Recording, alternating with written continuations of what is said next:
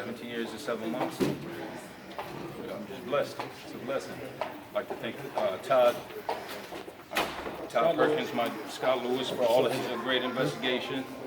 Mr. Moran at the Innocence Clinic. If it wasn't for him, this would have never happened. I'm just happy. Excuse me, ma'am.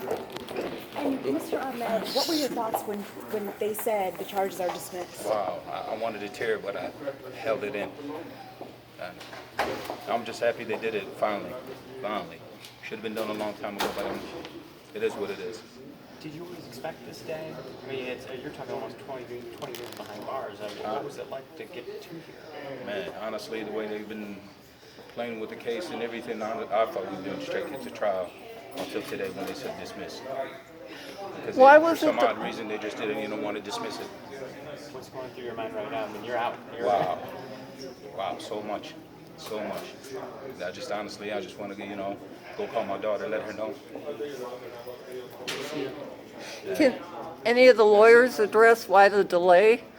No. No, it takes a little while for the prosecutor's office after the new trial was granted. It took a little while for them to assess the case and to see that they couldn't go forward, which was the right call, and we're grateful that they made the call today. So Mr. Ahmed can go on with his life. He's currently on tether, so he'll get the tether off today, I believe. Todd here will take care of that. We're just grateful that it's over. A tremendous amount. We have 3 of the student attorneys here today who've been working on this case for the past year. Altogether, we had about 25 student attorneys over the past 9 years at Michigan Innocence Clinic working on this case. We also had a pro bono private investigator here in Scott Lewis who did a tremendous amount of the investigation and helped us crack the case, helped us prove that the evidence that was used to convict Mr. Ahmed was, to put it charitably, wrong, and to put it maybe uncharitably, some of it was fabricated. It was a very large team effort, hundreds and hundreds of hours of people donating their time, or in the case of our students, actually paying tuition for some of these work on these cases. What's the last month been like for you? I mean, to be out, I know you were on a tether, but I imagine it's a change of life for you in a radical way. Wow, it's great now. Just getting this tether off of me, be able to, walk around, do what I got to do instead of worrying about a curfew. I'm just, all praises be to God that I'm out. But, I want to thank Sarah, Carolina, and Connor. If it wasn't for them either, they put in a lot of work on my case. I appreciate them. If it wasn't for them, I wouldn't be out here either. And what do you want to do now? Honestly, I just want to, as soon as I take this off, man, if they allow me, I'm going to probably leave the state for a couple of days. Yeah, he's been out for a couple of months and he's been working. I think you're entitled to a little R&R. Wow.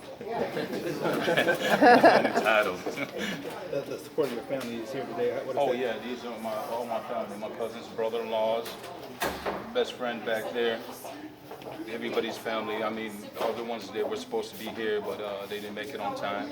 But I appreciate them coming out. The support is nice. I'm just glad, that they dismissed it. Thanks to the dream team right here, Sarah, Connor, David Moran especially. He's still by my side from day one. He was saying he believed in me. Scott, of course, I can't forget without Scott. Wolf Mueller right there. Todd Perkins is Todd Perkins. who's going to take the case to trial. If I could just say one thing, I would be a little less charitable. These cases are really difficult to unwind. The more time that passes, the harder it is to prove somebody's innocent. And it took so many people collaborating on this. But I think the evidence shows overwhelmingly that Mr. Ahmed had nothing to do with this murder, and he was set up by the police. And I think now somebody should be held accountable for that. And